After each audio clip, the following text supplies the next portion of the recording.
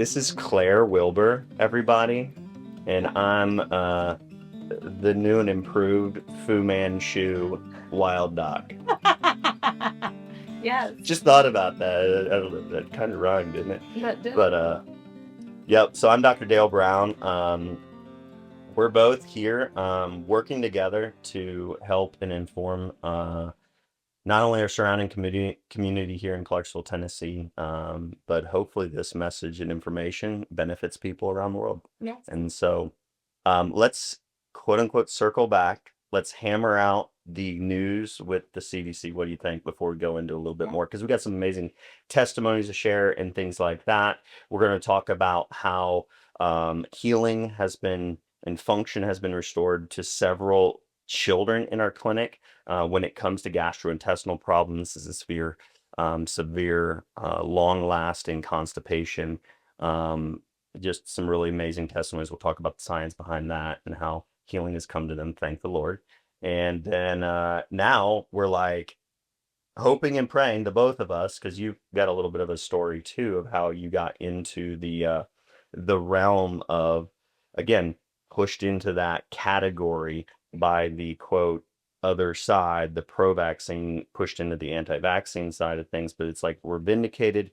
They're now admitting it. We're now seeing that the CDC's website is reporting since November 19th, 2025, key points they want people to know and understand is that the claim, quote, vaccines do not cause autism is not an evidence-based claim.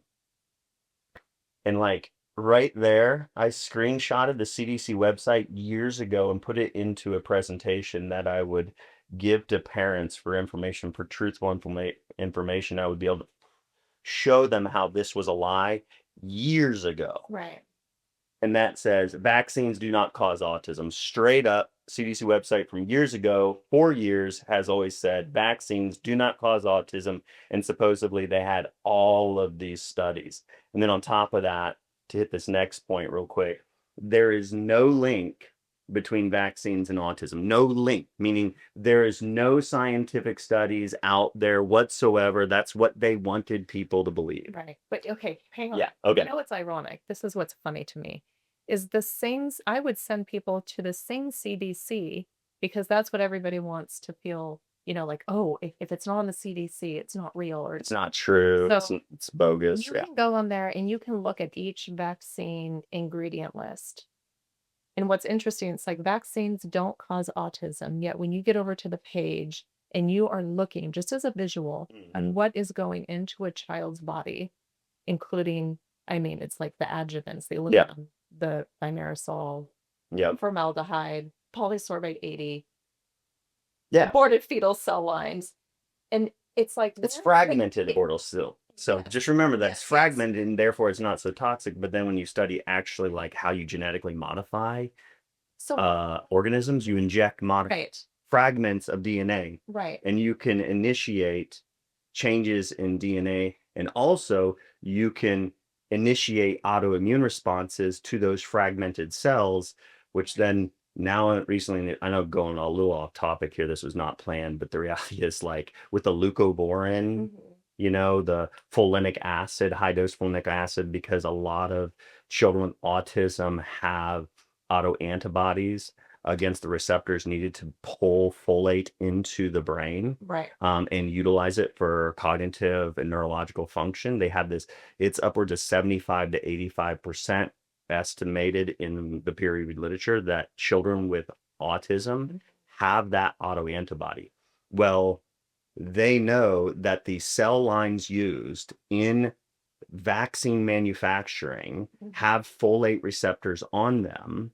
And when you combine, the science is clear on how they can initiate folate receptor antibodies in experimental studies in mice, is they actually take the same cell line and then they further modify it from what is the vaccine strain that has those folate receptors on it. And they increase the folate receptors on that same cell line through modification over time. And then they mix it with an adjuvant vaccine adjuvant, Right. and then they inject it into the mice, and then you Right. get an autoimmune disease. Right. And so they increase the potential and the percentage of those mice that the autoantibodies will be generated and stick. Right. They will develop that autoimmune disease Right. by increasing it. Well, then if there's a lower percentage of those cell receptors in the vaccine cell lines they use in childhood vaccines, there's still those folate receptors. Right. So there's still that potential, that combination between that adjuvant and that Right. folate receptor that's on the cell lines that are in the vaccines that we're injecting the children. And is it so far-fetched to think that, okay, if this the modification ends up higher number of folate receptors ends up being able to increase the likelihood that the vast majority of mice injected with that vaccine will get that autoimmune disease, that there's just going to be a less percentage if we have less folate receptors. Like that so the CDC says the HHS has launched a comprehensive assessment of the causes of autism, including investigations on plausible biological mechanisms and potential causal links. Well, there's one biological, logical Right. explanation for why we have children all of a sudden developing autoantibodies to folate, So- to folate receptors. So as you're saying all this, Yeah. like I'm a mom and I'm thinking, take all that, and then the way my brain's operating, it's like as a doctor, you can look at that and know all the studies and stuff. But as a mom, we're looking at that list and we're going, that's From the vaccine ingredient list. yes. Yeah. So I'm just going back there because it's like that triggered your response, Yeah. which Yeah. brings me back to there's that approach and just the thinking of a mom, how we look at that list and we think, which one of these things is for the benefit of my child? Name me one ingredient. How could How do consumption or injection Yeah. and those things not only do we not eat a single one of these ingredients, but now you want us to inject it. Yeah. But so going to what you're saying, it's like there's the the doctor approach where it's like you're looking at the science and all the stuff. Yeah. There's also this intuitive approach Yeah. where we're looking at the CDC, or I mean, I don't know how many people are actually going to check out the ingredient. Yeah. A lot of people aren't until you do. Yeah. And then you start to just literally just logic what the Lord imprints on us. Intuition. Yeah. Holy Spirit. Motherly. What? Yes. And- Intuition. And we look at these things and it's like, this does not add up, but But what's sad is how often and how many tears I've seen shed by a mother when they admit that they ignored their intuition Yeah. and accepted the doctor's, coercion, push. Your child's going to die if they don't get these things. right. Right. These protect babies. And, we're It's not going to be able to it's a unpack that deep, whole deep thing right trauma. now, Yeah. but Yeah. over time, It's a deep Yeah. trauma for moms. but it's like yeah. your intuition is telling you the truth. Like I wish I could find it. There is an actual Listen to your research intuition. study. Yeah. There is a research study that says that higher than learned knowledge, like what people taught you, that intuition is a higher level of cognition that is more precise than what we can learn. Like, yeah, what you learn is less accurate than oftentimes what intuition is. 100%. So listen to your intuition, parents. But sadly, a lot of parents are going to say, well, my intuition says I don't want my kid to get polio, measles, mumps, rubella, things like that. So And sadly, it's a there's a fear. distortion that's going on There's a because fear component though. of lies from the CDC. Yeah. And the CDC is now saying, hey, we just lied to you for years because the statement we were using that says vaccines do not cause autism is not an evidence-based claim, but we've been telling you that we had the evidence to say that. And then they're saying studies supporting a link have been ignored by authorities. So when years ago they said there was no link between vaccines and autism, here they're saying that the authorities were ignoring that link in the evidence of scientific research that I had years ago, years and years ago. Well, and I think what parents need to do is that there's a fear component that's going on. Yeah. People are being led by fear. We know the enemy uses fear to just completely corrupt our minds and persuade us to do things that we normally wouldn't do that defy logic. Yeah. People are defying logic Hmm. because they're afraid of a disease. And what I tell parents, it's like you need to educate yourself out of the fear Yeah. because you can. There's science. There's every person that You know, it's some great. what's that? Sorry for interrupting, but there's literally a CDC. So like stuff you're saying, like this is like, man, we need to get back to this video stuff because there's a document put out by the CDC for medical physicians, kind of quote unquote guiding them through and training them on how to interact with a parent if a parent has questions. They say, don't engage in the science, don't go there. Go to showing them pictures of children with the diseases. Yes. Tell them how children would die in the past. Like, don't go to the science, go to the fear. Like, it's literally like that. That is, I'm a Christian, and it's like that is the spirit of fear being wielded against the intuition of a mother. And fear is, like you said, one of the most powerful tools Right. that, and again, we're not in this like, I don't want people out there thinking like, oh my gosh, this is a religious discussion. We're not going to listen to it anymore. But it's a Yeah. reality. What the Whether you want to put it in a it spiritual is. context or whether you want to put it into Yeah. logical context. Logic in science says fear is one of the most powerful motivators. Yeah. And the medical pharmaceutical industry knows it. Right. So Right. how do we like get back? I'm always like, okay, how do we get back into like, okay, where do we need to go from Where do here? you want to go next? I don't know. Oh, so I did want to kind of touch on their third statement, HHS launching comprehensive assessment of causes of autism, including investigations on plausible biological mechanisms, the potential for causal links. And so, like, I grabbed, and where is it? Did I not print it? We can put it on the screen. So, oh, it's in my Huberman response one. Let me look that up real quick. So one, the CDC's website says the study found that, for example, one study found that aluminum adjuvants in vaccines had the highest statistical correlation with the rise in autism prevalence among numerous suspected environmental causes.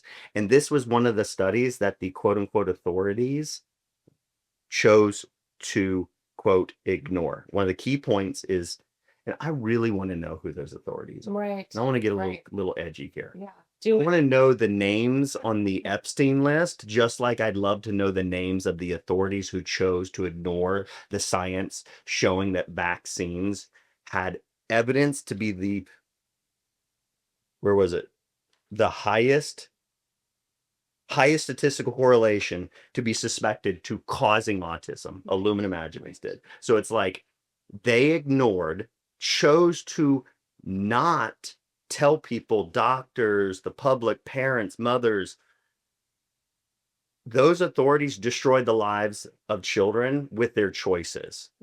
Whether you chose to destroy the lives of children on Epstein's Island or whether you chose to destroy the lives of children via hiding and then lying to the people and parents about the safety of vaccines and the evidence that has been out for more than 10 years. That study was published in 2014. Right. That is criminal. That is corrupt. Those authorities deserve to go to jail. Those authorities, I want to know to make sure that they're not part of the HHS, comprehensive study panel. Right. And so It's a big deal. it is. All right. So back to the biological. So the biological, go ahead. I remember a study. Do you remember Christopher Exley? Yes. Exley is great. He's published a lot on the aluminum adjuvants and aluminum toxicity. Alzheimer's. Yes. Was it mainly Alzheimer's or also He does a lot with Alzheimer's, and you see a lot of overlap in the destructive mechanisms of aluminum and the changes that occur in the brain of Alzheimer's patients. Those mechanisms from immunological and inflammatory and you see an overlap in autism. So it's like Alzheimer's is the aluminum caused condition that is, it's like the Alzheimer's is the autism, but autism is the aluminum damage when you're developing the brain. If you get through that age with a healthy developed brain, then aluminum causes Alzheimer's disease. Right. And so it, and yeah, I mean, it's a whole nother That's a whole topic other. now. But so here is, I just want to help the HHSL. Okay, I've got several biological mechanisms. One of them I already talked about. Here's another one, whole transcriptome approach to evaluate the effect of aluminum hydroxide in ovine encephalon, encephalon being brain, ovine being sheep. They injected aluminum adjuvants that they use in vaccines, and they injected an aluminum containing vaccine into these sheep. And they found that it actually went to the brain. The aluminum adjuvant went to the brain and altered mitochondrial function, caused mitochondrial dysfunction. Right. And so what is a keystone finding in autism, like an underlying biological, neurological, cellular mechanism that drives the problems that children with autism deal with? It's mitochondrial dysfunction. Everybody agrees with that. Right. Dr. Huberman agrees with that.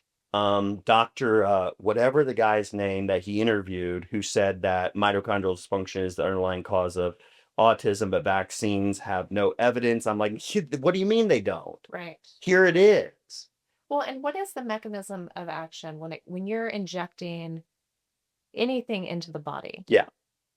Versus orally? Yeah. So explain where it goes. Okay. Because it's Like different.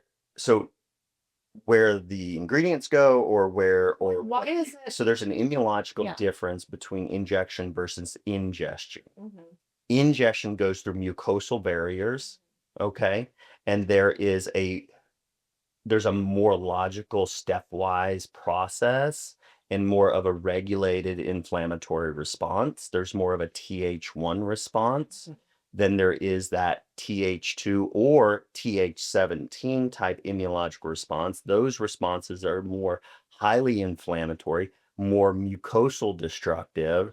And you look at like leaky gut or intestinal permeability, inflammatory bowel disease, inflammatory conditions, a higher prevalence, a skewing of the immune balance, the skewing of the balance of the immune system in autistic kids is more frequently found to be a higher Th2 response, which we shouldn't have, or an elevated Th17 response, which is correlated with the severity of autism and the severity of autoimmune conditions. And by injection, here's the way I describe it. An injection is like all of a sudden, we find that we have been infiltrated. Like all of a sudden, insurgents within the United States pop up everywhere. We're going to have a major rapid response to get those terrorists under control. Right. So they are already behind enemy lines. We didn't see them coming through our walls, Right. our barriers. Right. If we have to fight them first at the barriers, we're prepping on the inside in case they come through the door. So there's a more logical stepwise immunological process if we go through the barriers. And that is literally also why in the peer-reviewed medical literature, they talk about how like injectable vaccines, especially like they talk a lot about it with flu vaccines, that flu vaccines don't prevent infection and transmission. And I know that sounds like a wild, crazy claim.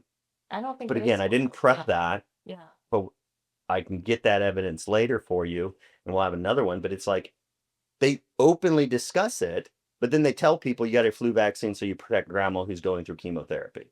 Right. But yet they also admit within peer-reviewed literature that it doesn't prevent mucosal barrier infection and then transmission. Well, and that's another thing. It's like you just slightly went over the fact that maybe it's not for you, but it's to help this other person. Yeah. So it's like a guilt mechanism. So like fear, guilt. Yeah. No one wants to live with the idea that possibly their grandmother, a loved one, or their, church member died as a result of getting you infection transmitted. from you because they Right. were already Right. in a suffering, Right. horrible, Right. situation with illness, and So so aluminum. yeah, Now it because somebody I feel like it was Kennedy that said something about like, oh, it's we're when it gets injected, it's just leaving the body. But then they found Kennedy didn't say it's leaving the body. There was that's was. probably Paul Thorson. He had like mentioned something somebody else said, but they found no, it's not leaving the body, it's going to the It's leaving the blood, so they can't detect in the blood for very long. it's That's the same thing as like lead toxicity. Lead half-life in the blood is very short, but the amount of lead in the blood does not all get excreted out the urine in feces. I think. And Yeah. they said we don't find it in the blood It because it was rapidly going to the brain. decreases Right. after injection, and a lot of it would be absorbed in the brain. That Right. happened with thimerosal, the mercury-based preservatives that Right. have been reduced or eliminated from vaccines, just so we understand that we understand that. And so, yeah, a lot of it goes to the brain, and there is a sheep study showing that, and Right. then the aluminum, when absorbed into the brain, cause mitochondrial dysfunction. So there you have a vaccine with an aluminum adjuvant, the Hep B vaccine, the DTaP vaccine, pneumococcal vaccines, multiple vaccines in the childhood schedule, one of which is given at day one of birth. And when you think about it, parents who say, I know my child had autism from a very young age. And I will be one of the first people to recognize that there are other mechanisms outside of vaccination. There are immunological inflammatory responses while mother is pregnant. Stress has a factor on it. Associated risk is being on antidepressants and medications. Another associated risk is low thyroid function. Like there are so many. So vaccines are not the one and only cause. I know parents who have brought me to help their children, kids, their children having autism, and they never got one vaccine. Right. Right. Sometimes it's the mother that got the vaccine, and That's a whole other. when we know that Yeah. immunological activation, immune activation in a mother via IL-6 mechanisms, which the flu vaccine in some of these studies I had when I was responding to Huberman's videos, were that flu vaccines increase IL-6 production, interleukin-6 production, an inflammatory immune molecule that signals to other immune cells to go on the attack. And so it raised it. It had a varying degree, but some mothers had 720 some percent increase in IL-6 when they were injected with the flu vaccine.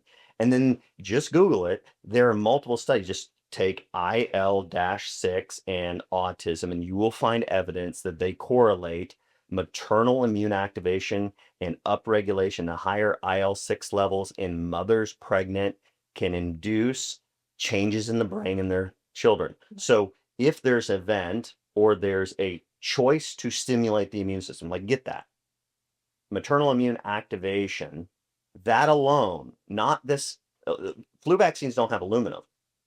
Right.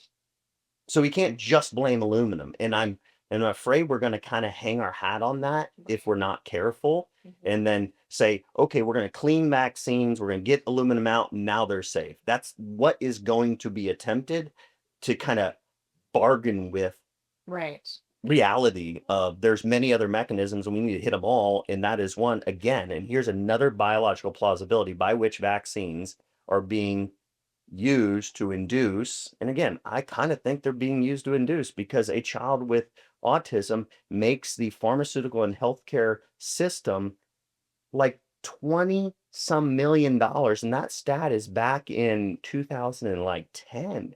Yeah. Look, since COVID and inflation and things like that, it's almost doubled. We're probably looking at $50 million it will cost to take care of a single individual with severe autism. Well, and that's catastrophic. And when we like, if you look at the Ford study, and it was The Henry showing Ford study the that Henry that the just authors came out. didn't want to publish, but Right. Aaron Siri now has Right. presented to Congress, and we'll see what Congress So does. it's interesting. It's like when I worked for a doctor, I started leaning towards like, and it was at a shipyard. So it was like, oh man, I'm noticing these shipyard workers don't have the best health. Let's start implementing all these different programs.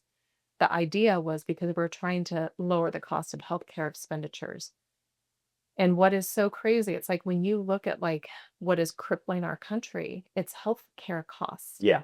It's like so many people are being just decimated by medical debt Yeah. because of their so when you look at this study and it's showing the vaccinated versus the unvaccinated and the health. No. I'm also looking at like cha-ching, look at the money, look at the healthcare costs, look at I just the spending. It's a nightmare. Cha-ching. I have literally said the best business model is when, again, they mention the CDC website here about the 1986 vaccine injury or the National Childhood Vaccine Injury Act of 1986. But that act gave legal immunity, preventing anyone from suing the pharmaceutical industry for injuries that occur, severe injuries and lifelong disability and health problems as a result of vaccines. You couldn't sue the pharmaceutical industry. Right. So then it gave the pharmaceutical industry that has been found to be the defrauder of the American government for more money than any other industry out there in history. So they lie all the time. So we gave an industry that likes to lie for profits. We gave them legal immunity. So what is do they just have good morals and ethics only when it comes to vaccines somehow? I just don't understand how medical physicians say that. Vaccines are so good. Yeah, they've done some bad things over here, but they are saints when it comes to vaccines. I'm like, you are somehow, I don't know if there's a drug to correct the loss of logical, common sense. I don't know. Right. If they created a drug, I might be in favor of a drug. If medical physicians take it, sorry. And not all medical physicians are bad. Don't get me wrong here. Yeah. But sorry, humor has to be thrown in there sometimes for me, otherwise I just get all kinds of angry, frustrated. But oh man, where was I going with that? Well, the money being spent. Money. Yeah. It's like temptation. Like this industry loves money. Their fruits show us that Right. fact.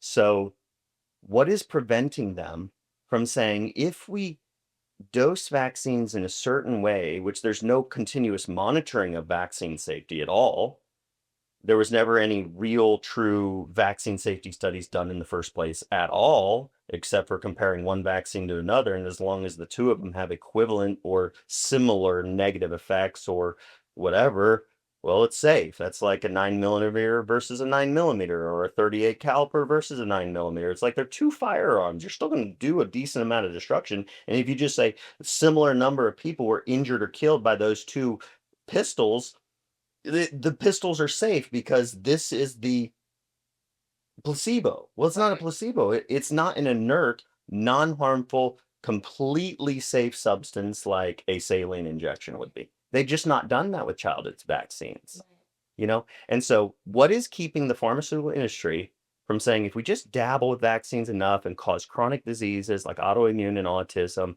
that are kind of lifelong for most people Don't because kill them.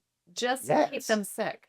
Yeah, and that's where sometimes people are like, "You think they just wanna kill." No, they don't wanna kill because a dead person doesn't make the industry money. Right. That's not what they want. Like, nobody's just I don't think, and that's it's just like, "Let's kill all we can." Well, Bill Gates, you gotta question when he says that he wants to reduce world population. Maybe the Wusa, right? But it's like, what is keeping them from saying we're going to dabble with vaccines just a little bit so that we cause chronic disease and then we'll profit off of the sale of all the pharmaceuticals that they will need then to treat the symptoms of these lifelong conditions? Like, I think that's a logical question, right? To say, Right. Yeah. why would they not? That's a great business model. I can't be sued if my product causes harm. And when it causes harm, people will typically, sadly, because the US healthcare system is structured almost completely in the industry of steal from you and then keep your money and then give a little bit back for you to take the drugs. Like that's the insurance industry. Pull off it. I'm just thinking of people like who's profiting? Because you think like, okay, it's a government agency. Like, and there's no like, why would they have any? Why don't they just want to do good? And then we've got the whole where it's like the lobbyists are. It's like this whole circle, and so it's like we've got Lobbyists a give money to government officials and Congress members and help them get into office. It's just this There's a whole lot of conflicts of interest. Where it's like horrible if you're making a system we vaccine had in America. and then you're profiting and Yeah. you're pushing it, it's like there's a lot of stuff that should raise a lot of red flags. Yep. And that just shouldn't be allowed. Yeah. But somehow it is. Yeah. So one more honorable mention for the moment, I think, because let's move to our next topics. Biological plausibility. And I just wanted to throw a few out there, and I'm gonna do a series in the near future of like multiple because hey, I'm just going to throw this out there. I don't know if you guys are taking, applications to be a part of the HHS members to help you find biological plausible explanations for why vaccines are causing autism. Well, here's a research study right here that was published. Does it have the date on this one? No, sorry about that, but it is titled IL-4. So here's another interleukin, an immune molecule used for communication within the immune system, basically mediates the delayed neurodevelopmental impairments induced by neonatal hepatitis B vaccination that involves the downregulation of IL-4 receptors in the hippocampus. And so it says, at the end, it says, in brief, these experiments in mice showed that IL-4 mediates the delayed, because how many parents are like, my child was developing normally and then they regressed. They found delayed neurobehavioral impairments. So they weren't immediately apparent. Right.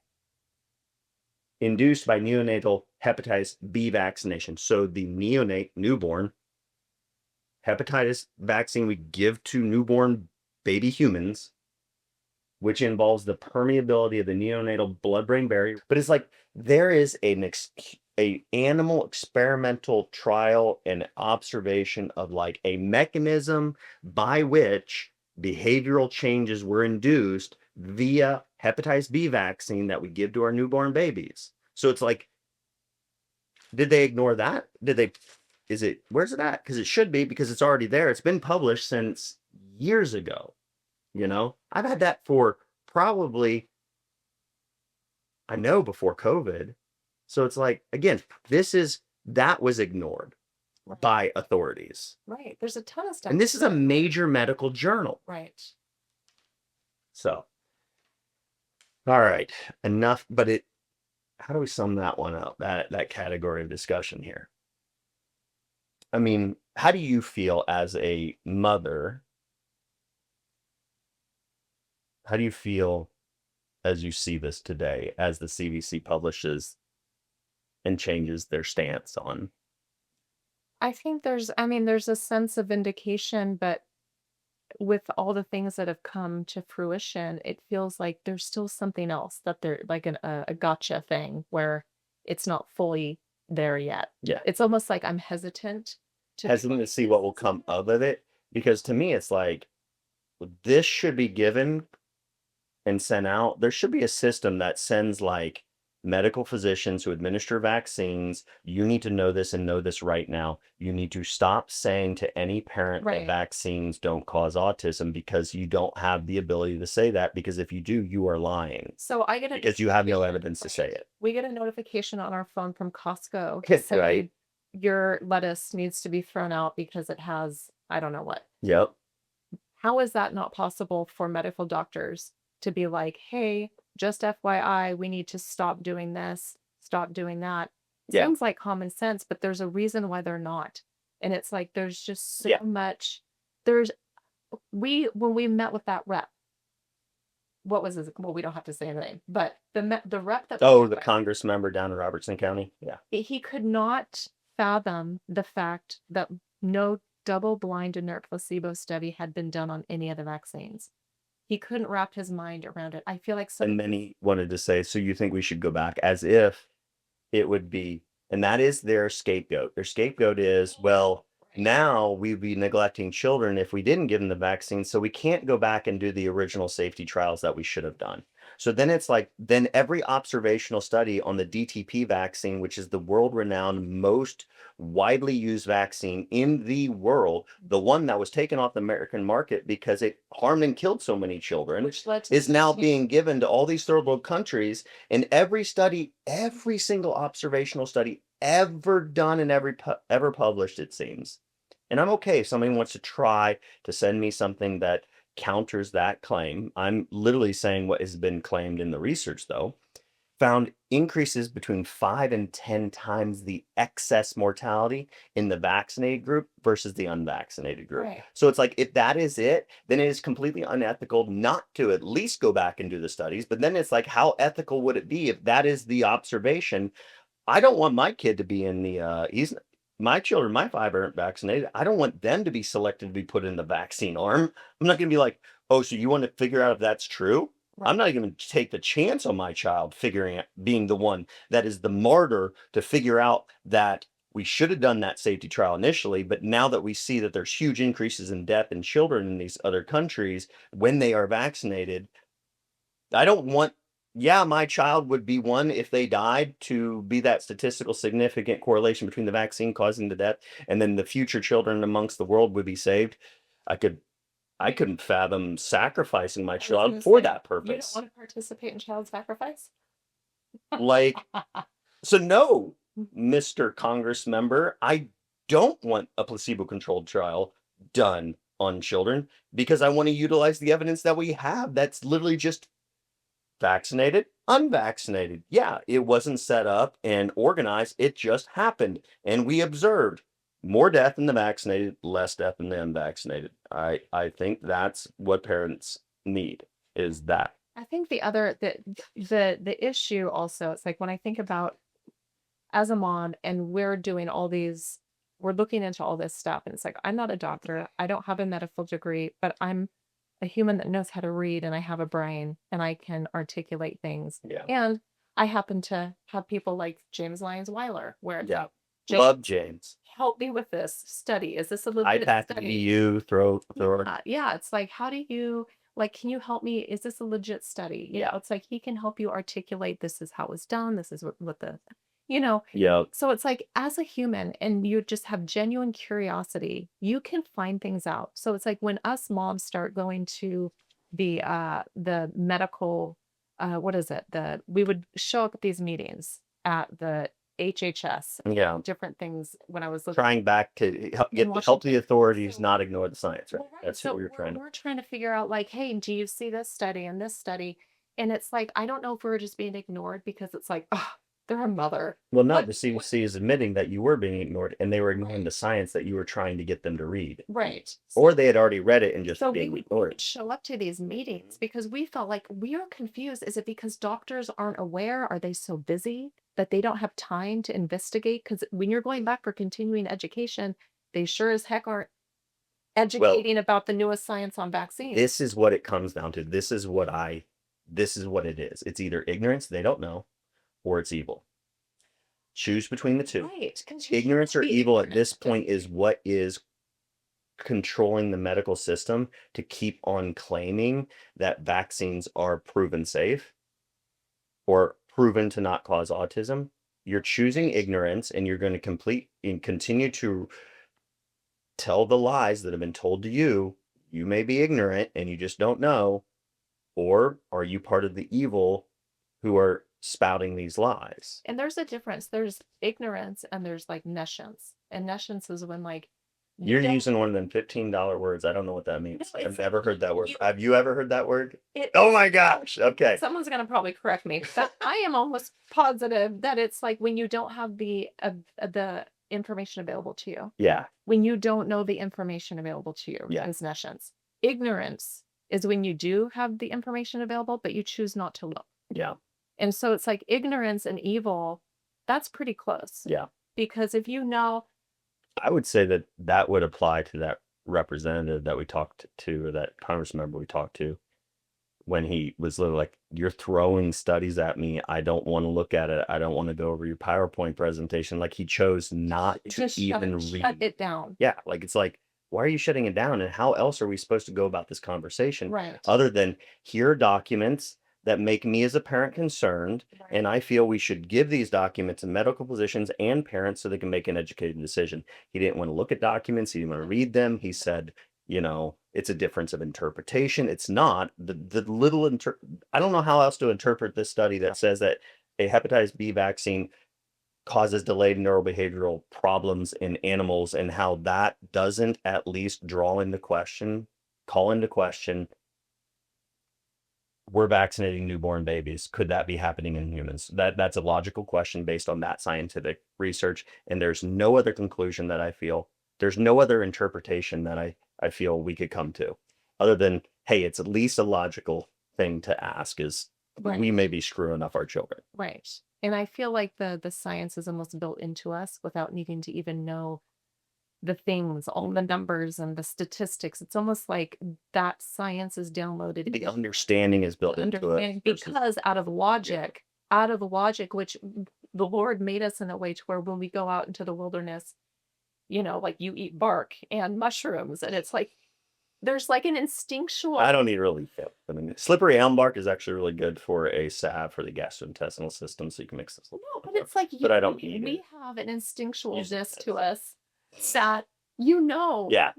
we sniff, we tap, and Well, how does a like, deer instinctually know what plants to eat, even to the degree of like they can smell them and selectively choose to eat the more nutritious plants off of smelling them? right? How does a deer do that? But it's like, so as a mother, and I'm having this newborn baby, and there's a nurse coming in with like a tray of vaccines, something goes off, and I almost want to I feel like most mothers feel hesitant, Yeah. but they don't know why, Yeah. and they don't know how, and there's shame. Like I mean, They it's don't a have other the podcast. confidence of, They feel stupid. They don't feel because doctors can be bullies, not all, but a lot of them, it's like, I know more than you. yeah. But you know what? They don't, because they actually are not going to school to learn the science. Yep. They don't I become will. scientists. Off of what you just said, let me read one of these statements that I want to empower mothers real quick before we move to our next subject.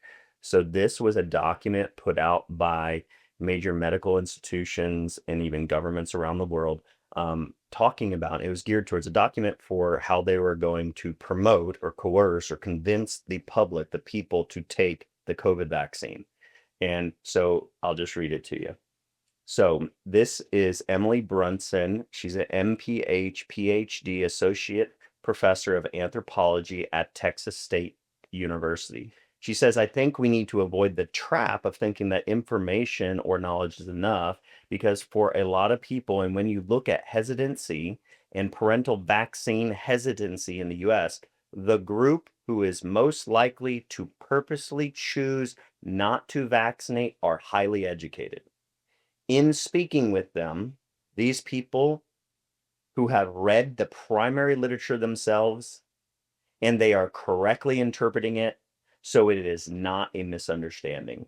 So they're literally sure. She is saying the problem we are facing when we're trying to convince mothers to vaccinate their children, the vast majority of them who are staunchly anti-vaccine, staunchly choose to stand their ground and say, you will not vaccinate my child, are highly educated and correctly interpreting the scientific evidence. So then I'm like, so why are you trying to convince people to vaccinate if we're the ones correctly interpreting the science? Well, and that's confusing. It is confusing because it's like when we were the group I was with, Informed Choice Washington, when we were showing up to these Department of Health meetings where they were the vaccine advisory committee meetings, they wouldn't allow us to speak. They had opened it up for public comment. And so we could talk, but the doctors weren't allowed to talk to us, and we weren't allowed. So There was no open there dialogue. was no open dialogue. Just say what you want to Just say, and then so they 1 week it said on the schedule, a vaccine hesitancy expert is coming in, and so we're like, oh, we're going to this meeting, right. and we actually asked, can we speak? We are the hesitant. Don't you want to know why We're hesitant. we're the ones? Let us speak. We'll And tell you, we're the experts of ourselves. they didn't let us speak, but the Yep. guy, he went on and he started talking, and what he would say, he didn't address one thing. Nobody asked, why are they hesitant? Nobody even asked, Yeah. it feels like the elephant in the room question. So that wasn't being addressed. And then he said, There's the people that are just not going to vaccinate. Just don't even deal with them. Deal with the low-hanging fruit. That is what he said. People that are in That between that haven't yet made just it. you're not going to convince them. Just deal with the low-hanging fruit. And that just makes me so sad because That shows a spirit of not caring for those that if you truly cared about those who aren't going to vaccinate those children, then guess what? You should want to reach the lost. If you believe right, truly right. that those who don't vaccinate their children could be lost. If that is truly at your heart and spirit, then you should have a burden on your heart to reach the lost. And as I say that, we should all have a heart, you know what I mean, I to do. reach the lost I do. in the Holy Spirit and Christ. You know what I mean? 100%. So at the same time. Yeah. So Yeah. I think it's a good thing we should go ahead. What do you got? What do you got? No, I was just gonna say, and later in this meeting, it was either this one or another one. They were it was past flu season time, Yeah. so we were well into spring, and they said, "Hey guys, we've got a lot of extra flu vaccines. Right. Just continue to push them because we have so Yeah. many left over." So it's like, where's the science in that? Yeah. It's just Yeah, it's very it's frustrating. sales, it's not science. Right. That's the reality of it. And so, as you guys can see, this is a very heated, this is a very emotional topic, but it's not all out of emotion. Like the science drives my emotion. Well, actually, my emotion is driven by the fact that when you read the science, you realize that children's lives are being destroyed. They are suffering as a result of the CDC's authorities ignoring the science and then lying. They admitted they lied and they admitted they ignored the science that showed there was an association in vaccines causing autism. That is the biggest point we need to make. And thank God it's finally being said. And now, sadly, instead of an urgency to make sure that parents are told the truth, it seems like there's this urgency amongst the pediatric pro vaccine community, urgency to say, the CDC used to be right, now they're wrong, now go over here to learn truth. The truth's over here now. It was there. Now it's over here. Where are they pointing to people? Where are they pointing them to? Oh, I'm gonna have to get into that. I commented. I said, "Hey, you're saying all this. I'd love to know it." She's like, "Yeah, that somebody did all the work for us. It's right here at this link." And so I'll probably have to go after that Yeah. at a later video. So, what else did we want to talk about today? Well, I thought this was interesting. I'm thinking about moms because I've been interviewing moms a lot lately. This, Yeah. yeah. Hang on. I'll give you one. So these will pair up with so some of the discussions I think we need to have, and we may even just need to play some of the videos. So if you're all out there in the warm-up seats right now, warming up, yeah, I know you are admiring my new Fu Manchu. We're just having some fun right now with my family. I've got Magnolia's like begging me to shave it. Amos is like, yeah, Dad, I love it. Right. And then But most importantly, what does Anna, your wife, think of it? she actually thinks it's fun. Yeah. She thinks it's fun. One of her friends said, absolutely not, and then Ren, I like went in to give her a kiss goodbye as I was coming to work today to do this interview. Went in to kiss her and she's like, oh no, gross. It's like, why do women get repulsed by this? Like, and then men are like, this, like, I love it. Give me like a loincloth and a spear, and I will feel as manly as I ever have. Yeah, it's definitely a man thing, that's for sure. So, I just want to say I love you guys. All my patients out there warming up, getting exercises in, loosen up your spine before you get adjusted. I'd love to ask for prayers from you all. I've interviewed two lovely, lovely chiropractors, very sweet female chiropractors. These women are local to Clarksville right now. And I think, I'm hoping that God ordained a opportunity for us to bring on another team member. And I hope you all will welcome whichever one joins the team, or maybe if God willing, eventually both of them will join the team. And so But we're going to go through and discuss some of the testimonies. We're going to share some of those testimonies with you. We want to thank the good Lord. What I want to just ask from everybody out there who has received healing via the Lord's design and via the Lord, you let your story be to his glory. That's a slogan that I really want to adhere to in this office now, is that, your story should always point to glorify the Lord.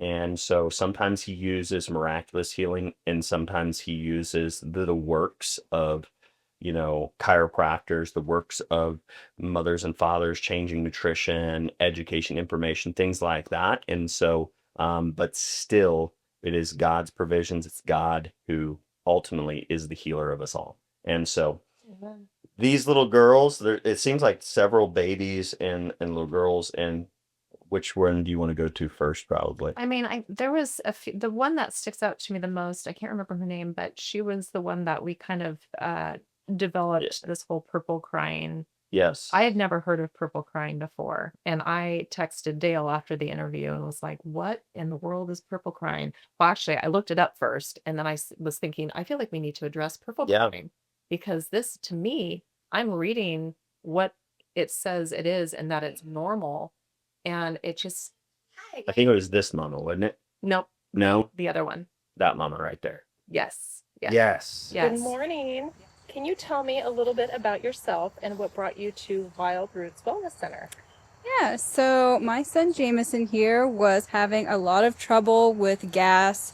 He was crying all the time, around 5 weeks, and this went on for about a week, and everyone just said, it's purple crying, he'll get over it, there's nothing you can do. But my mama instincts told me something was wrong, so I did some research on Facebook. I found Wild Roots Wellness, and I scheduled an appointment at 6 weeks, and after that first appointment, he was completely changed. He finally pooped on the way home after days of not going. It was amazing. He was so happy.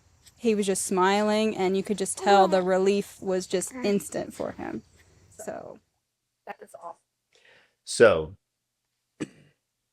purple crying, relief on the way. I was almost like, should we in our first, maybe I should get my staff to start like, okay, what's going on with your baby? Okay, they're constipated. Okay, just make sure that you have extra diapers and wipes for the ride home. The adjustment. It's amazing how sometimes it is like flipping that switch in that circuit breaker on the wall, and all of a sudden power is restored. Right. I have literally had babies who have had severe constipation poop, blow out a diaper on my adjusting table.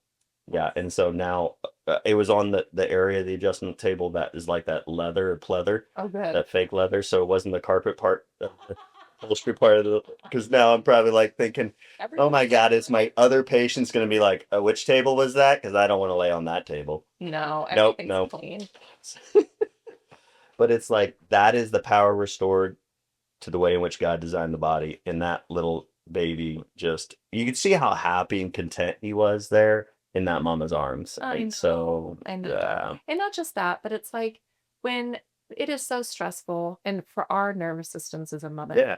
it's all consuming when your Yeah. baby or your child is not feeling well. It hurts. And so our nervous systems become a wreck. Yeah. And when, I hear time and time again interviewing these moms, like after And they have relief, it's like then mom has really yeah. The number of postpartum depression because their baby is suffering or struggling. my And then gosh. think about like we were going to get into this purple crime, gaslighting. Like purple gaslighting is what it should be called, not purple crying. Right. Because Right. when you look on, the quote medical literature about purple crying, Well, what is purple crying? it's not a sign, supposedly, it's not a sign that something is wrong.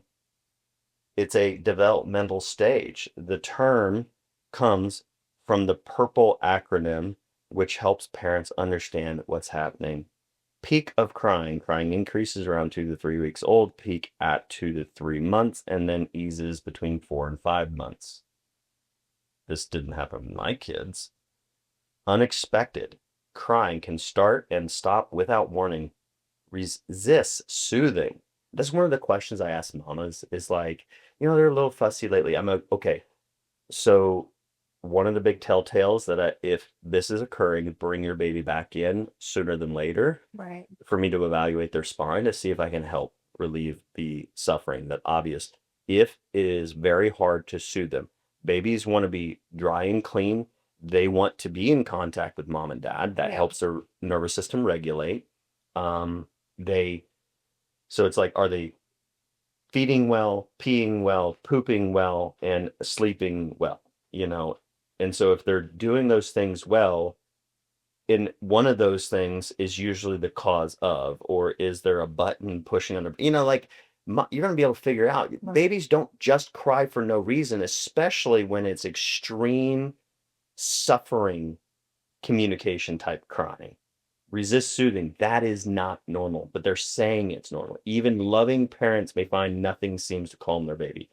Pain like face. Baby may look like they're in pain, even when they're not. So did they do brain scans on these babies and make sure that areas of the brain that are associated with pain don't light up when they're crying like that? Is that how they proved that they don't have pain, but yet they're obviously look like they're in pain?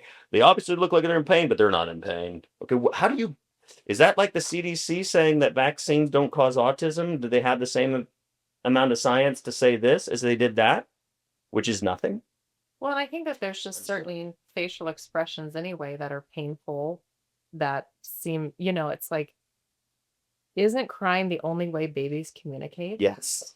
That it's like whether they're hungry, Their facial they're expression, in Nate, pain, facial. they Yeah. can only communicate in those terms. Yeah. And Communicating something is wrong or they desire something, right. is kind of what crying Right. is to a baby. Like that's Right. how they do that. Right. And so, yeah, they need something or they're suffering. Like that is the two things. Do they need something or are they suffering? So every mom and dad, if your baby is crying, they need or want something or they are suffering. Right. And so, and when their face, if you can innately see that there is pain, do not ignore that. Like, I cannot believe that the medical community teaches medical physicians and people to be like, hey, it's just purple. That's the acronym for, pain, indication of pain, but it's not pain. Trust me, babies don't feel pain. So why did they put like any sort of sedative medications or numbing solution and stuff like that when they circumcise a little boy if they can't feel pain? Oh, that facial expression of pain when we circumcised your little boy. Should I have not gone here? Hey, you Maybe. go. But it's like, You go, Dad. that's not pain. He can't feel that right now. He's a baby. Like, Right. I'm sorry. That is gaslighting parents. It feels like a very gaslit statement to say. Like, ignore what your instincts are saying. Long-lasting crying spells that can last 30 minutes to several hours. I'd go nuts. Like that is not Right. normal. Oh no, I have seen one of my the like most significant turnarounds for a baby with extreme crying and pain and suffering. Just this baby went, well, let me back up. I walked into the exam room of the old office. Mom and dad, very young parents. I think they were actually still like 19 or 20. Like they were, I don't think they were even of drinking age. Like I'm Right. like, and I walk into the office, into the exam room, and dad stands up with baby crying in his arms, like just like almost Takes like throws the baby in my arms and says, what are we doing wrong? Like, what's wrong with our baby? Like they're Right. distraught. Right. Their explanation of what they'd been going through over the last several weeks was that their baby would cry incessantly, nonstop, maybe pass out sleep for 30 minutes maximum, they said, wake up for an hour or more at a time, and then fall back to sleep after an hour or more of crying in their arms as one parent's rocking them. They would spend time, one parent sleeping, one parent in another area of the home, trying to soothe the baby for day in, day out, not just several hours at a time, like Right. nonstop. And I adjusted the baby. The next visit, I met that mom. I happened to be up at the front desk, saw the mom coming through the door, went to the door, opened the door for the mother carrying the baby in the car seat. She's like, the baby fell asleep on the way home, slept longer than it ever has. and has been like good ever since. Like one adjustment. Right.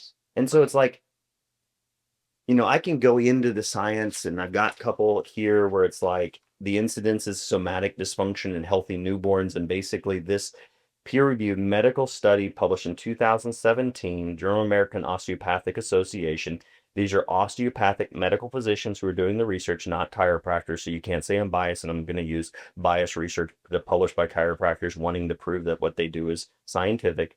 And there's reason behind wanting to check every single newborn for misalignments of their spine. But they literally found that 99% of the children evaluated had areas of their spine or their cranium that are categorized as somatic dysfunction, which means musculoskeletal dysfunction. Dysfunction in the musculoskeletal system, especially when it involves the spine or the cranium, has an impact on the central nervous system, and it can cause an increase in stress responses and a down regulation of the rest and digest component of the nervous system, which is the parasympathetic system. Right. But simply put, when there's an alignment issue of the spine, there's that somatic dysfunction is what the terms they use, and I'm going to kind of simplify it. If there's a misalignment or mechanical dysfunction, something not working right at the joint level, creates stress point. That stress point can alter the signals between the brain and the body, and the organs don't work correctly. They don't function as efficiently, or it causes pain. And so we corrected the misalignment in that baby, and the baby is now comfortable. Was it pain? I don't know. Was it gastrointestinal pain? I don't know. All we know was the baby was crying, and now the baby's healed. Thank God. Right. Like that. It shouldn't. I mean, we shouldn't even have to go into science. Like, just let this mother's testimony speak for itself, Right. and let the number of testimonies that have and will occur in this clinic and chiropractic offices around this community, around the world, speak for itself. What does medicine have to speak with? An acronym that means just let your baby cry it out and ignore the facial expression. Miralax. Yeah, Miralax. Like, that's your answer. Not why is the baby suffering? Oh, because we're lacking a chemical. Right. I know. We can go through the rest of it, or we need to move I mean, on. I feel like it's all pretty much the same thing. Yeah. It's like, evening crying, and it refers to it as normal. Yeah. And it doesn't seem normal. And there's always a reason. It just seems Yeah. like here's a There's question. often no clear reason, because how complex the central nervous system is one of the reasons it's hard for scientific devices and things like that to be able to dial it down, drive it down to exactly what is the mechanism that's causing this baby to have a problem. And when it's difficult to explain, Mhm. it's almost always in the nervous system. Right. Like, Right. that is one of the things I have seen and found in so many complex health conditions, that when it cannot be explained in any other way logically or scientifically or within blood work and lab work and scans, Mhm. it's the central nervous system. Yeah. And that's what a lot of science is now leaning towards, is that so many conditions that is quote unquote no known cause or unexplainable is there's a dysfunction going on in So the central nervous system. this new language that I feel like you hear a little bit more, because people are getting tired of saying the root cause. Mm-hmm. Now they're talking about upstream. So like another way of Yeah. like, oh, we're getting more upstream. What would you say is the most upstream we can go? The brain, The mind, the brain, the brain. and I mean God. Yeah, yeah. I know, but it's like under that, it's sort of like there. Well, there's even scripture, and I should, no, I'm going to quote, I'm not a biblical scholar, but it actually talks about how we should be in alignment with the Spirit, alignment with God, Jesus Christ. And then he talks about how the church being in alignment with God, people being in alignment with God, he references as the head held fast to the body, it's knit together, and the body moves with the movement that is like feeding. And I forget the exact terminology, but it's like it was a reference to, as the body moves, the body of Christ moves, when it's in alignment with the head, Right. it is feeding to the Lord, like it's pleasing to the Lord. And so it's like pleasing, healing, healthy, the Father, the head, we are the body. Right. We need to be in alignment with him.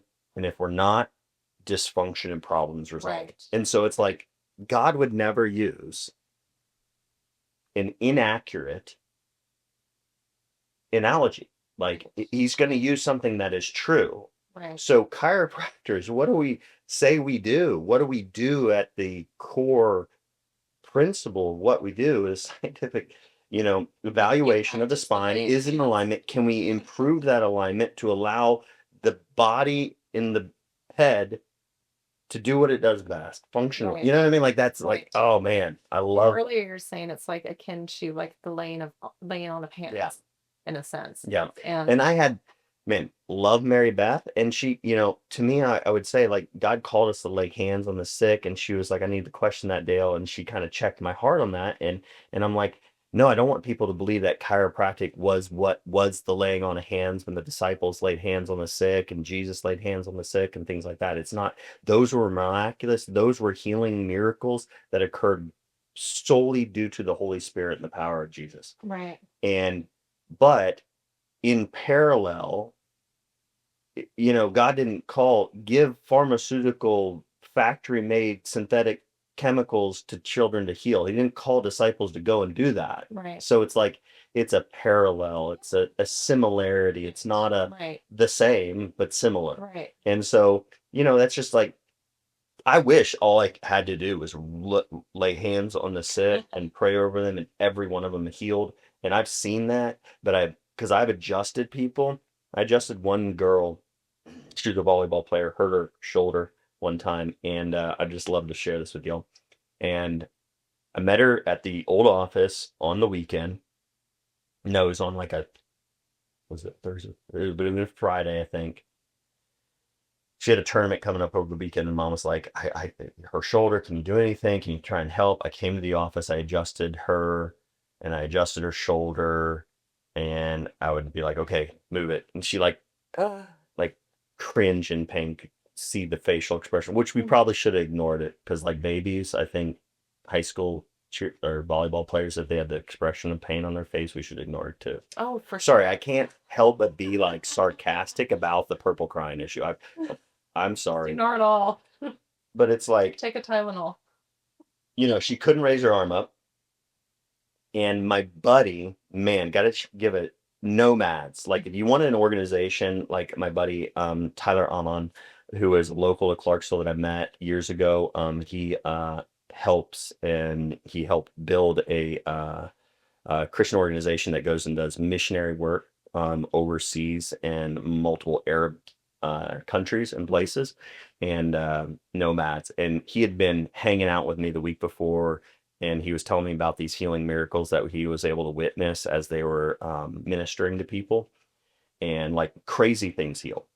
And he was just challenging me to pray over more people. And he was even in my office that week praying over as many people as he could that would allow him to, as I would adjust, he'd pray over them. And he challenged me to do so. And like I adjusted this girl and asked if her shoulder hurt. And yes, it still did. And then adjusted her shoulder, asked if it still hurt. Yes, it still did. And the mom like asked me, is there anything else you can do?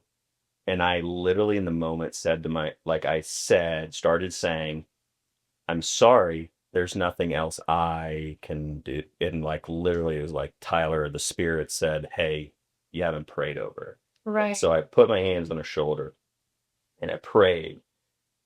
Holy Spirit, heal her shoulder, knit those ligaments and muscles together. Exact words, I don't know. I guess it doesn't matter.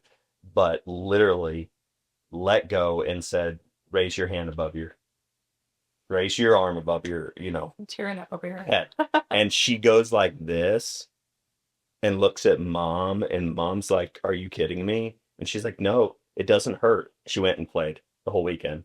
And it was like, it's like a call to do that. And that was amazing. Like that family had prayed over people and seen miraculous healing over other people, but never within their own family, like prayed over themselves and seen miraculous healing. Right. And so it was just like a gift to them Right. that the Lord gave. And it was really cool. It's a gift to me too, to see that like, hey, this is what we can do for people. And so, it's like, if you need healing in the clinic and you want prayer on top of, instead of an adjustment and see, hey, let's do it for you. And that's why we got the prayer wall out there in the front office, the kitchen area of the cabin on the wall. And so we pray over those for people as well. So this is the type of clinic you're part of out there, guys. And so, all right, what's our next testimony, or do you got any thoughts? I mean, we can talk more about constipation. Yeah. But we kind of talked that one out pretty good. Because don't we have multiple of those kiddos? I feel like the majority How many of those? have been, the 4 that I sent you had the, constipation and just overall. We'll put those on the screen. We'll let those play. Where is Claire and Anna? There it is. All right. So can you recall that mother's? Oh yeah, that was severe constipation. That mama Violet, this little girl Violet. What'd she say? 5 years almost of went from vomiting, right, and ignored about the vomiting, right, when she was an infant, and then it like she could hold things down, but then went to severe constipation. And so folks, just recognize that, like, what controls ingestion, digestion, and elimination? It's the central nervous system. Like, that is an autonomic nervous system regulated function of your body. right. And so why would you not look to evaluate, is there any interference or stress on the central nervous system that controls ingestion, digestion, and elimination? Right.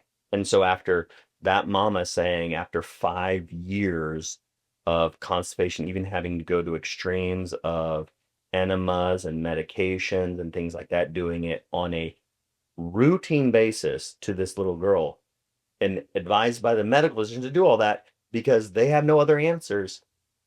First time, 6 adjustments. Now the child has normal bowel movements Right. on her own. And let me just say that, mama has come in again and let me know that like she's showing improvements, not yet completely resolved. We're going to keep doing that. And then we're going to add the prayer to it. Like and all y'all pray over that little girl, Violet, that she receives full healing and restoration function of her gastrointestinal system. And just know that as we put these things out there on the web, we want people to recognize that at our core, we want their story to be for his glory, but it's not like this religious faith belief. Like we can add that too, and we thank God for it. But the science shows that, infants having misalignments have stress on their nervous system, that this is one. So when they applied osteopathic manipulation, which means similar to what chiropractors do in adjustments to the spine, manual therapy to improve and correct dysfunction of the spine, they found that there was less aspiration. So again, like the ability to, for the muscles of the throat to coordinate efficiently for swallowing and ingestion, and then being able to close off and shield the esophagus so that we don't get food into the wrong pipe. And then they had improvements in reductions in environmentally acquired pneumonia, so a stronger, healthier immune system, lower morbidity, meaning severe disease, and less mortality in infants that went through these procedures to correct dysfunction of their body and help their body function better. And it was also determined in this NICU study, in these children in NICU, that osteopathic manipulative treatment is clinically effective, cost efficient, less invasive than alternative surgeries, and less toxic, is a less toxic choice than pharmaceutical drugs. Like, that is why we have combined rooted family wellness with wild roots wellness, chiropractic care with primary care, so that we can avoid at all of our efforts to avoid toxic pharmaceuticals. And then therefore routine incorporation of these treatments should be applied to the NICU, can be a great benefit in infants in multiple disorders. And so, why wait till they're severe? Why not apply it immediately, since 99% of babies make it out of the birth process Right. with dysfunction, misalignments of their spine?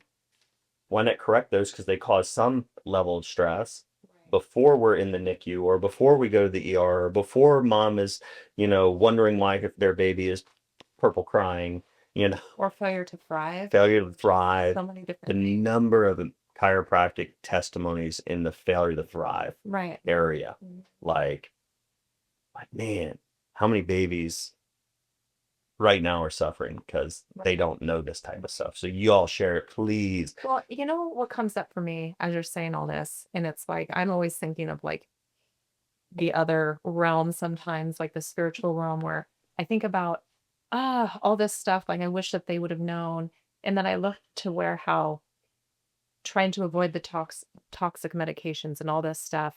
And we go back to, and this could be a whole other swinging in a different direction. We can come back, but the whole, like when the AMA just destroyed chiropractors. Yeah, When was the it? Wilkes versus AMA cases in the Right. 80s as well. So like I feel like this whole industry got decimated, and you guys got this just Yeah. the reputation of Yep. chiropractors. So chiropractors have oftentimes been categorized as conspiracy theorists. Right. We're actually conspiracy realists. We had organizations, the AMA and the CDC, conspiring to destroy the chiropractic profession. The Wilkes versus AMA, Dr. Wilkes, a chiropractor, took up a court case, the Supreme Court case, all the way to the Supreme Court, and won a ruling against the American Medical Association, and found them guilty of conspiring to destroy the chiropractic profession because they lied to medical physicians about the safety and efficacy and benefits of chiropractic care for people, for our community members, because we were able to avoid toxic medications. Again, why do I grab that? Because again, the study says that manipulation, mobilization, whatever term you want to use, I hate manipulation. Like, we should never manipulate the spine. We should actually adjust it. We should gently nudge it into better alignment. We should gently improve biomechanical function. Like, that's really what we're doing. Right. That's what they were doing. They just used the wrong terminology, and they used a negative terminology. But it's like, how many babies would not be suffering right now? How many parents would be less stressed? How many people would be less, have less migraine? Like, so many things. But like this has lingered. Like what not this, sorry. But What that happened. That the court case negative consequences of the has lingered the- for so long. It's like the AMA. somebody Yeah. lies about you in high school, says you Right. did in your pants and you didn't. You're always going to Yep. be the person that did it in the pants. It's like no matter Yep. what, It's going to hang up with that. it just Chiropractic hangs. has had to fight tooth and nail. Chiropractors went to jail, like, to maintain, sustain our profession. Right. And sadly, like in some states, the pharmaceutical wants to incorporate us into their profession to be able to prescribe meds. And I'm like, I don't even want that temptation, because good God, put me, incentivize me financially, and the amount of money that you can make off of pain medications and things like that, and then addiction. I don't even want that temptation. It's Like, almost like I know I'd probably, Right. well, I don't want to say that because I just don't want it. Like, I'm like, Right. and right. you know what? I want to be amazing at what I do as I adjust people, adjust their spines. I don't even want the option. Right. I don't want the, like the get out of jail free card, or the easy button of like, oh, sorry, you didn't get out of pain with my adjustment. Oh, instead of me reverting to, now I'm going to rely on prayer, or maybe I should have done it first. I'm like, okay, well, here's a prescription for an opioid. Sorry, my adjustment didn't work. But do you notice this is where people are landing instead of beginning? So they went through the whole medical paradigm. Mm-hmm. They did the medications, they did this stuff, it didn't work. And then it's like, oh, last resort, I guess I'll try I chiropractic. think it was like Winston Churchill said, the Americans always do the right thing after they tried everything else. Right. There was a quote by somebody famous back Right. in the day. I'm sure. We should start going to chiropractors first, and then rely, if the human capacity to correct the spine, or it's not within the spine, but even if we, like, I tell people, like, all the time, like, certain conditions, I know there are multiple other factors at play. Mhm. I can recognize that in complex cases, you know, autism being one of them. And I'll tell parents all the time that I have seen amazing results. We're going to be capturing some testimonies from parents who have children that with autism, the extreme and severe ADHD.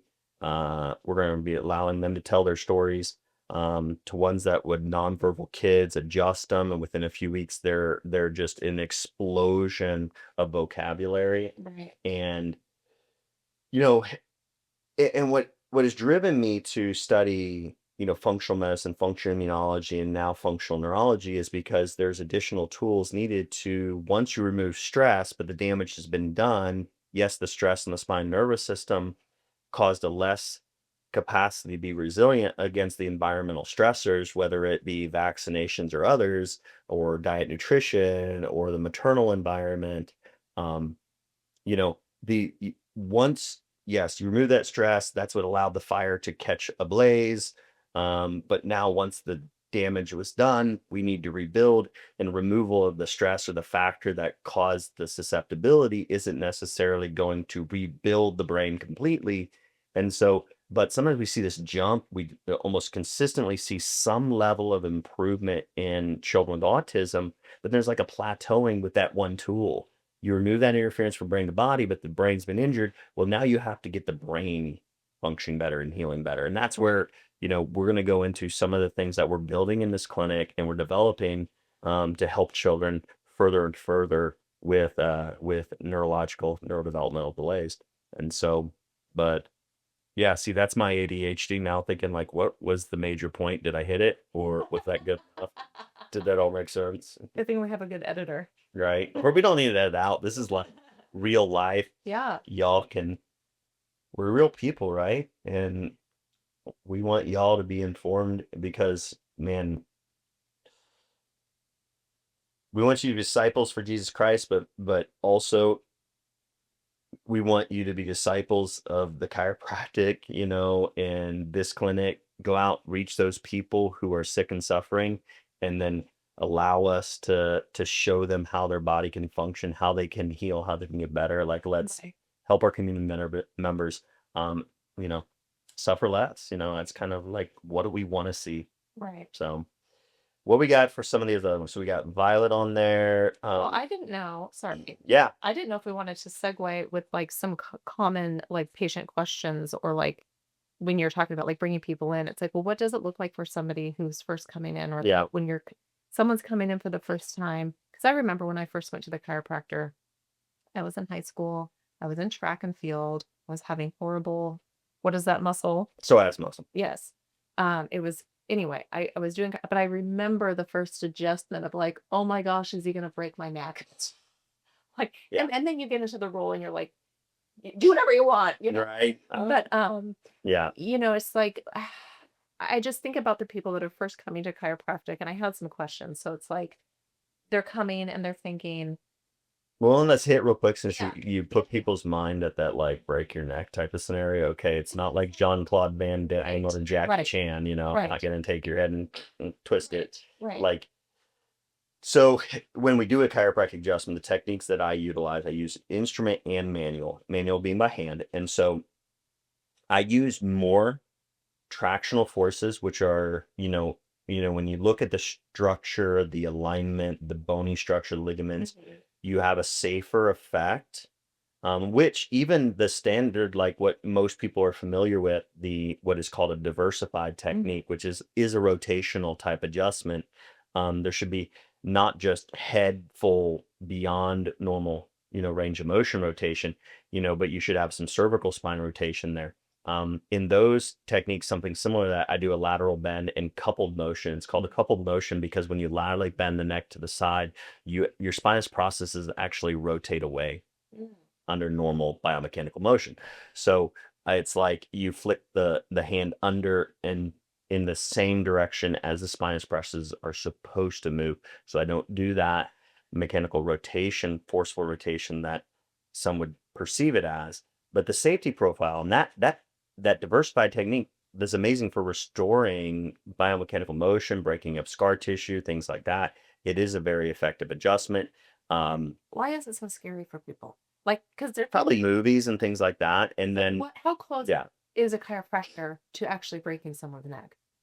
you would have to have some underlying major issue with the Right. spine, major ligament laxity. And then there's this human being aspect of human beings can make mistakes or use too much force or get overzealous or think they have to get that pop. Like I let people know there are patients that I don't pop their neck Right. because they don't need it popped. They need it realigned. They need instrument adjustments that have a neurosensory effect into the mechanoreceptors, which are nerve receptors around the joints of the spine that feed into cerebellum. And I always describe it much like an alternator of the car that's feeding, or Right. in that biblical scripture, it's feeding to the central nervous system of the brain when we move well. Right. When we as the body move well, it's feeding to the brain. And so that's one of the benefits of an adjustment, and that can be an instrument adjustment or a very gentle manual adjustment that is not going to pop the joint, Mm. not going to pop the spine, but sends a mechanical stimulation into that joint that feeds into the cerebellum that runs and regulates all autonomic function. So And so for that's somebody, the benefit. so somebody, it's like you go get an adjustment, and the chiropractor has a pretty good pulse on what is needed, Yeah. kind of adjustment. And so it's like if they're not maybe getting like the pops and cracks that they were hoping for, there's a reason for Yeah, that. don't get addicted to crack, everybody. Like, I mean, it's by far the safest crack you could be addicted to, but the reality is that is not what has been shown in the research. Without a pop or click or audible, a hearing that, they have shown that multiple different techniques that have zero audible are extremely effective at balancing Right. out the nervous system. Because I know some people are like, oh, I don't know if I got any of Improving it. nervous system function, reducing stress, improving biomechanical motion of the spine. And so restoration of normal and healthy function of the joints that then feed into the central nervous system that relieves stress, that when there's less stress, the body can do what it needs to do better. So if someone's getting in and they don't have the pops and the cracks that Yeah. they were hoping for, rest assured they're still getting major benefits. Yeah. Yeah. Yeah. Yeah.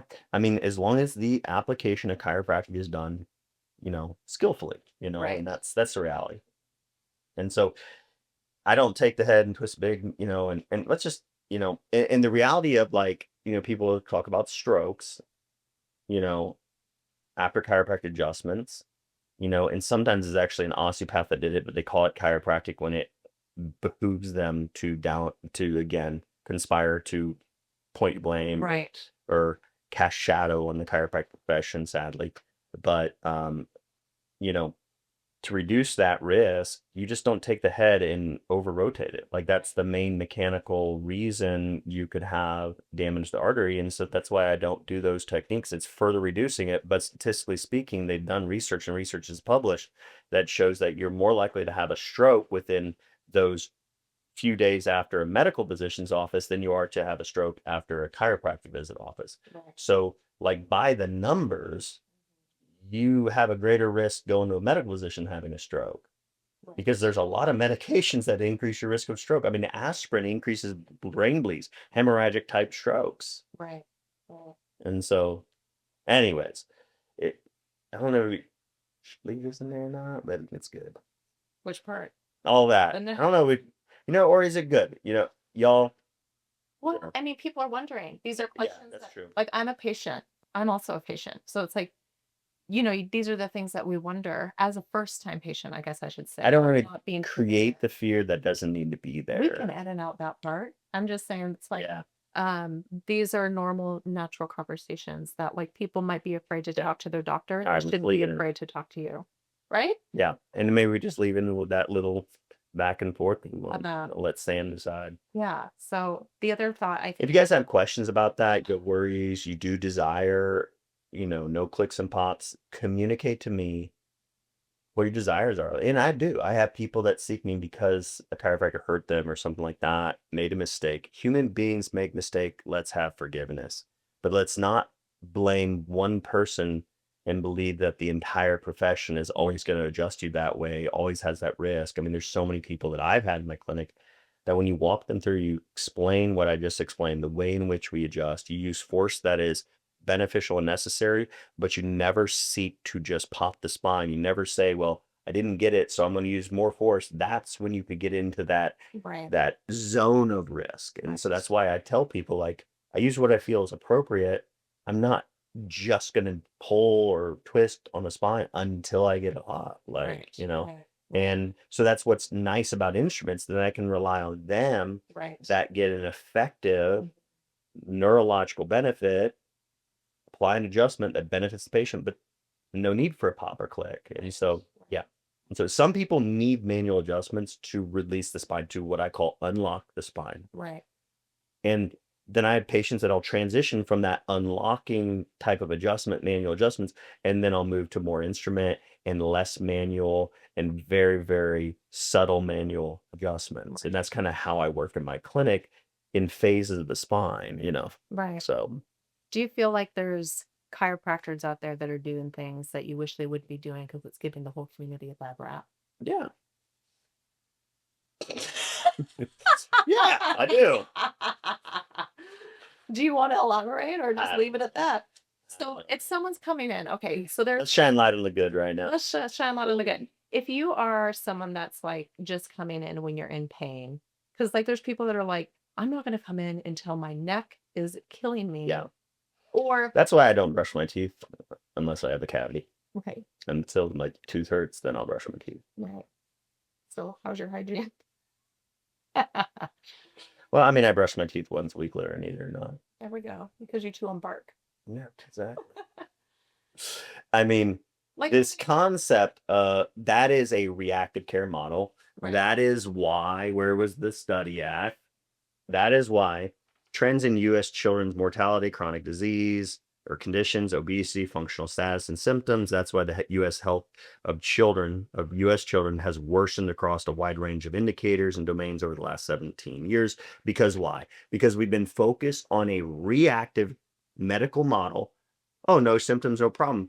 They have stated that health, by definition, is not the lack of disease or infirmity and symptoms. It is the complete function of your body. Like it's the function, it needs to be there. Like the appropriate, proper, balanced function of your body, which is controlled by your central nervous system, is when your body is truly healthy. Because if you are less resilient, because your nervous system isn't functioning well, you don't have to have symptoms at a time, but you have this susceptibility, and that susceptibility, when other stressors in life come into play, then derails your trajectory of a long, healthy life. And so we don't, you should never think to yourself that if I feel good, what is the first, when do we know somebody's building up heart disease in their body? a heart attack. Yeah. And so before that, how does heart disease feel? I don't know. Okay. I So don't- I how does don't have it. how does cancer feel? Right. The years or months before it becomes Right. a lump that you can feel. Right. Some of the most devastating conditions known to man, and please do not, like, this is like, I'm like now like, oh God, are people going to think I'm getting into the fear model? Not. I'm just like, let's recognize that we need to understand, conceptualize what allows our body to function well.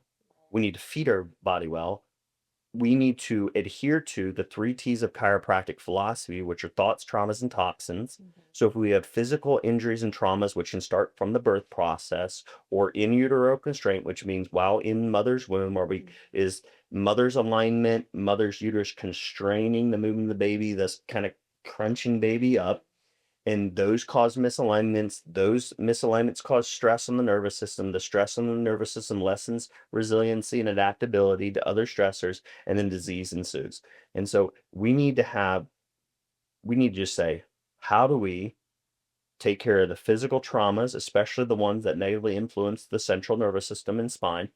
How do we maintain and take care of our nutrition or the elimination of toxins, and the reduction in the ingestion or exposure to toxins? And how do we take care of our thoughts? How do we keep our mindset in alignment with health. We need to know that our body was amazingly designed, and we need to know that there's power in the tongue and power in the brain. What you think and what you say is a reality and has an influence on the function of your nervous system and how it runs and regulates all systems. Because if you speak disease, if you speak stress, if you think stress, if you think illness, if you think sickness, why do I say to parents when they bring me in a kiddo who is dealing with whatever it may be, I say, oh, my kid was sick. And I said, no, your kid is healthy. They were just fighting something off. Right. I don't say if my kid, you would never be like, what, if your kid is in a fight, you know what I mean? And we never want our kids to fight unless they want into those types of sports. But it's like, you never be like, see my boy out there? He's weak. He's not fighting well. You know what I mean? You would say, my boy's fighting. He's Right. in there. He's strong. Right. You're going to get Right. positive feedback to your wrestler on the mat. Right. Why do we speak negative feedback to our children? And I'm not condemning parent. Please, like now I'm like, good God, did I just make a sorry. parent feel horrible? No. I didn't mean it if I did. But it's like, let's speak life. Let's speak strength. Let's speak health over our kids. My kid is a healthy child fighting something off. Right. They are not a sick child. And now I just got to give them the tools Yes. to help them fight. How do we remove a stress off their body, get them adjusted? How do we support their body with God's provisions?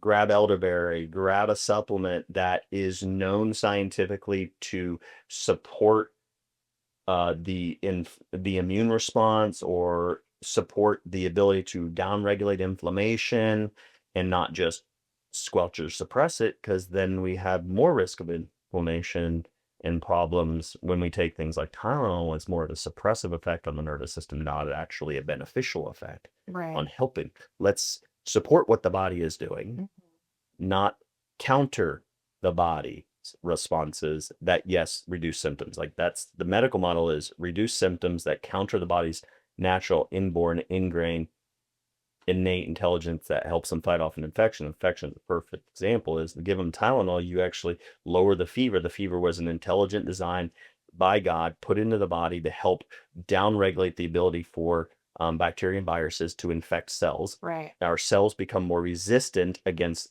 penetration of those viruses and bacteria into their cells. And so it's more beneficial for your child to have a fever than it is to not have a fever. Right. Like that is a fact in science. Right. Letting And that's the the body difference. expel when it needs to. It's like, can we take any burden off the child's body? And then what can we give it that has a supportive effect for that child? Right. It's like the body's That's going the to mindset. war. Let's equip it Yes. with the things it needs. Let's It's like be the armor bearer yeah, like someone's going into for those battle. children as they're battling. Yeah, or is it Moses? Like, let's hold up their arms. Hold up the staff. Yes. Yeah, I think about the verse that comes to mind is the build your house on the rock. Rock. Yeah. And thinking about just this whole idea of the spine and Mhm. creating, just keeping that base solid, Yeah. and then you can build out from there, because if you're trying to build your life the sand, you're not going to be able to withstand the storm. Like Yeah. anything that comes your way, it's going to tear you down. So it's like when you keep that, I just think about the alignment. Yeah. When that's in order, Yeah. it's like things can come at you Yeah. and you can just, yeah. Well, something that came to mind as you said that, like build our foundation on a rock. Like our foundation should be a rock. It's a whole lot harder to, drive, pillars into rock, and like you can dig a hole in sand, no problem, and dirt's no problem. But there is risk of flood and wind and things like that. Loosening that foundation in that environment is way harder Right. to dig your foundation and set it on rock, Right. and so, but chiropractic talks about like we had a major conversation with Magnolia last night because we love gymnastics and just the physical fitness aspect and things like that. There's aspects of the community that we're like, we don't want a bunch of makeup on a girl. We don't want to, You don't need that. Things like we had a lot of conversations. So I'm just kind of sharing something personally we went through last night. And so like little treats and candies she got as gifts. And our kids get that all the time in sports. And we're like, Right. talking about like we want you to be healthy, and that's why we don't. We're not taking things away from you because we like sometimes what do kids think? And she got a little sad that she kind of gave me the ring pop first, and then there's some nerds in there and things, and so we were just talking about it, and like that's hard. It is That so was hard. We hard. spent like 30 minutes, Yeah. yes, I had to bargain with my little girl to say, I will buy a healthy tub of ice cream and you get the whole thing if you'll give me all of these things the lip balms and things like that I don't want on your skin that could be absorbed, that could be toxic to your body. Like, it's hard to have those conversations. It's hard to live outside this world. But I don't want to deal with the hard things That that comes later. could result from that. And I don't want my daughter to stress over it either. So I was just like, and she laughed and was so excited that she got she's going to get, and hopefully she doesn't eat all in one sitting, but I guess she'll work it off in gymnastics. But it's like she gets a quart of healthy ice cream. We literally do the same thing. And it's Yeah. hard because it's like I've gone to this is off topic, but it's like, why are sports places that are supposed to be lifting our children up in positivity with community and physical fitness, and then they're just like, here's all It's this. a convenient, Oh, I it's know. like It a, just, it's a heartfelt gesture of being nice and giving. And, it just seems like our society culture is gravitated towards candy being the gesture of, hey, you're a kiddo, you deserve some I know. candy just for being a kid. And I'm like, I was looking on the CDC website because I was doing some research on something with schools. And now are they telling the truth? Or are they lying? well, Gotta figure I'll that let out. you Yeah, decide. right. But they were saying because there's an obesity epidemic. Yeah. And it's like we've got these schools handing out things, churches. So it's like I did a video rant one time. Yeah. I was so frustrated because it's like the school wants you to bring in goldfish crackers. They're handing these things out during class. Like send me home with Then handouts asking for Wednesday, you to bring in and treats then for the kids. Wednesday is Johnny's birthday, so the full class is getting red dye 40 cupcakes. Then Saturday, your kid has a game, and then they're getting these atrocious Yeah. snacks that have become ridiculous. Yeah. Then Sunday's church, and they're getting donuts and cookies. It's a cultural thing we gotta And change. it's like it's exhausting for parents That because one, it's hard it's not just to maintain that strong every rock one foundation. person, and then you have the grandparents over, and they're like, "Oh, let me just take them out and get." So they're getting assaulted. I know that sounds aggressive, but it's like these assaults all through the week, and every single person, they're just trying to do that one thing because that's their one And moment. one person giving them a little piece of candy Right. says it's just a little bit, but they're getting a little bit from everything. They're getting a little bit from a lot of places. So when you have It's a problem, because this was me, I was that mom when I'd be at school and be like, can you not? Can you not? Because I'm trying to raise up my child in the way they should go, and I don't want them going this way. I want them going this way. And you're creating habits. You are part of the problem creating the habit. yeah, And we're trying to create the solid foundation. yeah. And so it's hard. Stuff. So we're here to help you create a We solid do foundation it. here at Rooted Family Wellness and Wild Roots Wellness. Like, we support you in that battle against. Yeah, we got to be living here in this world right now, but we can't be a part of it in all the ways that seem to be very destructive to our children's lives.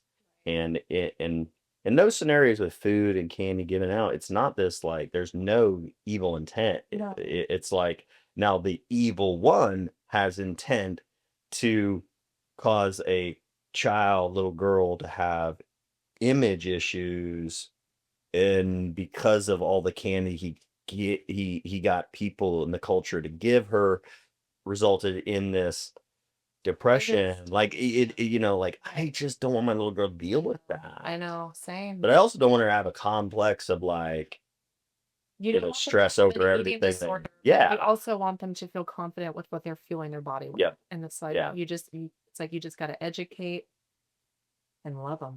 Yep. We love our kiddos. What does little girl have to say? What Oh, she's so cute.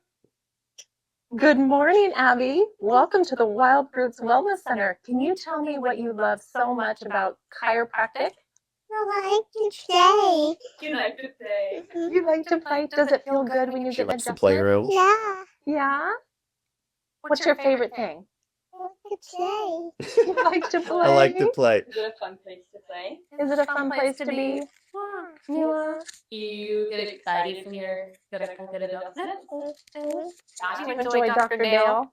Mhm. Does he take good care of you? Yeah. Yeah. He's just today with you. Mhm. Your cat?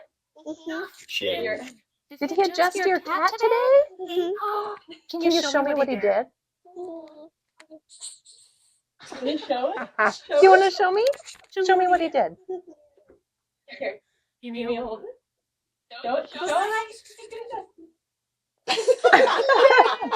I love it. That is Good cute. job. I don't know Thank if you, that was an Abby. accurate representation or not, but That's how she this is not.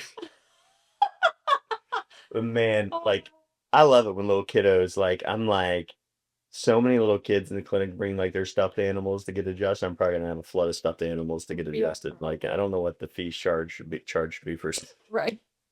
but man, like, but it's like instead of like the doctor's kits and pill bottles and syringes and knives, it's like You're coming home. little kids Yeah. are like bringing their stuffed animals that they're like, I love my stuffed animal, I want my stuffed animal to get adjusted. So it's like their love intuitively, they're like, this is good for me, this should be good for my stuffed animal, I want you to adjust my stuffed animal. Like I love helping kiddos set that solid foundation of taking care of what is the foundation of our body's ability to function and be resilient. It's like my mom loves me, it's taking me in, and I love Yes. stuffing and Yeah. stuffing and yeah. Well, Right. it's like it's a really natural, comfortable setting here that you have. It's like, people feel, when you walk into a medical clinic, it's got that clinical feel and it's rigid Sterile. and sterile and it feels stressful. There's life here. Yeah, because There's life, there's laughter, there's Yeah. happiness. Yeah. That's what I love about all of our patients, because you guys really bring that to this Right. place. Yeah. And it feels like there's a sense of safety. And I think that like for moms, we want to feel our nervous systems when we walk in somewhere. Yeah, I don't know. I get jacked when if I have to go into the trauma care for stitches or something with a kid. Mhm. Just like, all right, I'm ready to fight. I'm ready to fight. Luckily, you're part of this team. That I have had stitches like close to 20 times in my life. Right. Man, Dr. Anna, she can do stitches. Right. Mary Beth did stitches for Right. us Right. and our patients as part of the care we provide in our primary care Right. side of the clinic. That's And so, incredible. so we offer that type of stuff, and we're here for y'all to save you Right. as a parent from going to a place that may not be in alignment with the way you want to raise and Right. keep your child pharmaceutically free. We have a place that will respect that, love Right. you for that, encourage you in that. Because when you're healthy, you are not in need of those pharmaceuticals, And so, you don't need to be, one, your child is hurt, and then you go to the ER, and then they take advantage of that opportunity to make you feel bad and try and coerce you into doing something you have chosen not to do and you don't want to do. Like Right. that's wrong. And that's one of the reasons we have brought two aspects of healthcare, primary care and chiropractic, together under one roof. Right. Right. Well, it's super helpful because I know that moms want to feel safe where they're going and not feel jacked up inside Yeah. walking into a place, ready to fight the doctor. Having to have that thoughts, Oh, it's so stressful. It's like stressor yeah. that results in dis-ease. Yeah. So I do feel like people have a sense of peace when they come in. Well, And I'm glad they do. yeah. What else? I think we've been at this long enough. This is going to be an amazing, video. Did you want, I can always step off if you want to do anything on your own with like a Dale rant. I think we've got amazing content. We can do some other things later. So I want to go home to my little kiddo. I know. We do too. Sam does too, I'm sure. And so, again, this is Claire Wilbur. She's behind the scenes at Wild Roots Wellness, helping us out, being an amazing mother figure and advocate for pharmaceutically free health in both her family and y'all's. And my name is Dr. Dale Brown. Welcome to new improved Fu Manchu Wild Doc. My wife likes it. We're having fun with it. All right. You guys, maybe the staff should throw together like a voting ballot box for whether I should keep it or not. Yes. To go along with the And then, jiggly news. then we'll do some scientific research behind it, see, whether females or males, Right. Yeah. which ones are yes, which ones are Yeah. no, And so, but, y'all, I just, as you sit there in the hot seats and warm up, I just love and appreciate you all. I hope and pray, we both do. We hope and pray that you find the healing that you all deserve in this lifetime and in this clinic. And, y'all be well and let us know what we can do to better serve you. All right. So, And come see me for testimonials. I'd love to hear your guys' stories. It really makes a huge impact and helps a lot. thank you, Claire. Thank you for gathering those, because through your story, it will be for his glory. Amen. Amen. We'll see y'all.